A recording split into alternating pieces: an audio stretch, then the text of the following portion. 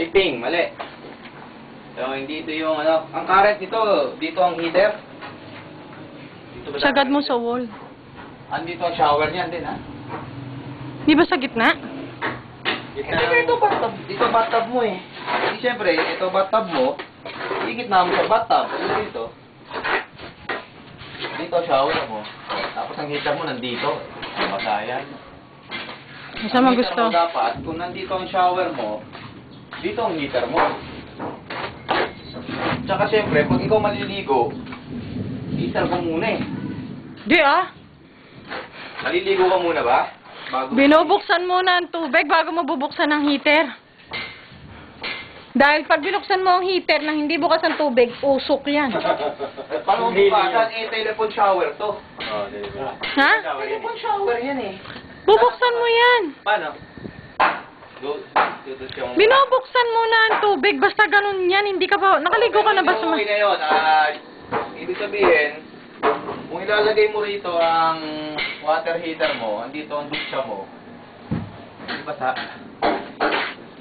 Ba't mababasa? Hindi naman papunta sa side ng tubig. Padiretso naman sa taong naliligo. Ganun yan eh. O, di sige, doon na. Diyan sa side na yan. Posible hindi mabasa to eh. Dito, sa side na to. Diyan, no? Sa may... Yan. Yan. So, itong pipe na to, i-display na lang to rito. Ilalim yan. Ang pipe, ilalim. Alam mo na yan. Hindi, sa ilalim ito. Bathtub. Alam mo na. Alam mo na. Dito yung sa bathtub, dito yung saksakan. Lid. So, dyan ang bathtub mo pa ganyan. Dito. Ito kasi, papuntang water heater. Palabas ng water heater, papunta din sa dusya. Tapos meron din siya papunta. Papunta na babo. Hot water. Ayun lang, wala na. Kasi pag layout na yan at napalitadaan na yan, hindi na natin mababago yan. Medyo malaking trabaho na yan. Kailangan finalize na ngayon. Kaya nga at least yung bathtub, alam na ni Mario kung saan talaga nakalinya. Wala na tayong pwede baguhin dyan by next week. Ilang cabinet ang papasok dito? Depende yan. Basta nakita mo yun nandun, nakita natin, pasok lahat yun dyan. Saan ang dresser cabinet? Yung kasi may salamin lalagyan na ng mga... Hindi ba kahit na isang pintuan ng cabinet yan, lagyan mo ng salamin. Dito na lang sa may pinto, na? Dito. Kasi saksakan to eh, dito mag-start ang cabinet yan. At dito ang saksakan siya eh. Ba't na rito?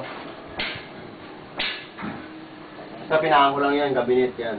Pinahan na lang yan. Kasi hindi na pwede i-use dito. Cabinet no. Cabinet yan, nandito din. Lalagpas ka pa doon, yan. Ngayon, meron kang allowance dapat dyan, mga asis ganyang kalaki.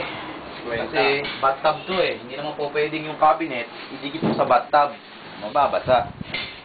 So, dito lang ang cabinet. So, asintahan din yan? Hindi, naka-tiles lang yan. Open lang. Ano lang to, plyboard dyan rin yan, naduko.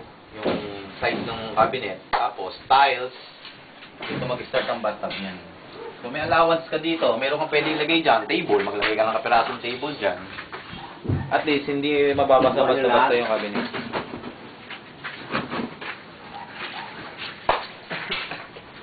Ayan. Sa ito ito. Sana pwede Final na yan. Baka may matibang naman tayo dyan. Baka matutera tayo. Trabaho yung mga lang. Yung halo sa baba, yakit mo na dito. Hindi, kailangan yung gusto nyo. Hindi daw! Ha? Hindi daw. Sabi niya, Okay. titigas yun. Alin? Mukhang may lakad siya eh. Magulog ng pera yun. Dali, salit ko. Balik ka agad eh. Hindi, sabi niya, yakit mo na daw eh. Hala.